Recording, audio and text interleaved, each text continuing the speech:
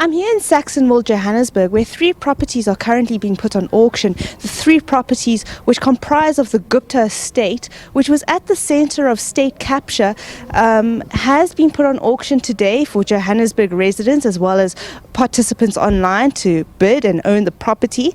The three properties have been vacant since 2018 when the Gupta brothers fled the country over mounting accusations of corruption under the Zuma administration.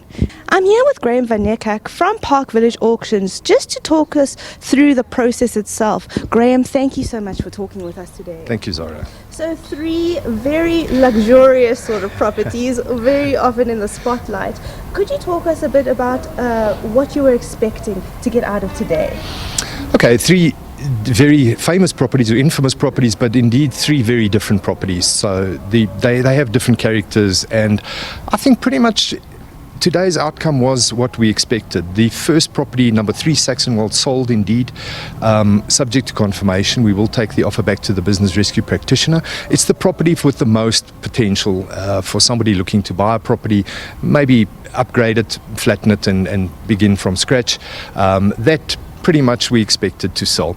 The other two properties are very difficult. Both of them we used as family residences. The zoning on the properties is residential one, which means that you could only really move a family and treat it as a home at the moment.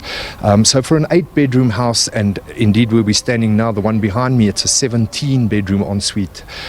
We didn't really expect fireworks, as it were. So we have had no interest on the auction regarding those two properties, but they certainly, when we go back to the business rescue practitioner, we will have a plan to dispose of these properties. We've had some interest from people not necessarily wanting to take part in an auction process due to the nature of the properties as well as the stigma attached to the property. So there is a plan B, and we will in time execute that.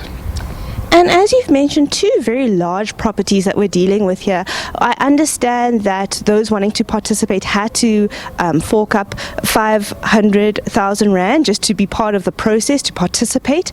Could you just talk to us, what kind of excitement have you guys seen leading up to this process of the actual auction?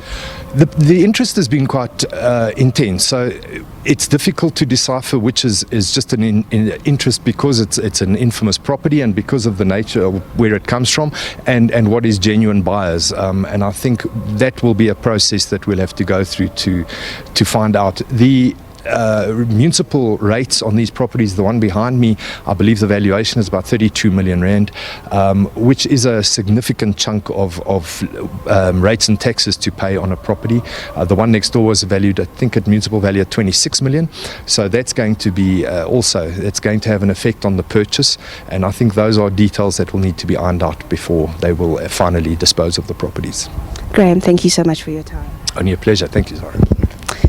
That was Graham van Niekerk from the Park Village Auctions, just talking us through the processes leading up to today and what is going to happen thereafter. We know that they had some difficulty with receiving bids for the property next to me, which was known as the main Gupta housing, as well as the property behind me, which was more seen as a guest house for those visiting the Guptas.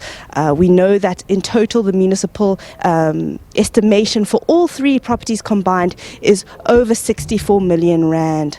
We will be following the further developments of what happens to the two bigger properties, which is the Gupta main housing at 5 Saxonwold Drive, as well as the guest house at 7 Saxonwold Drive.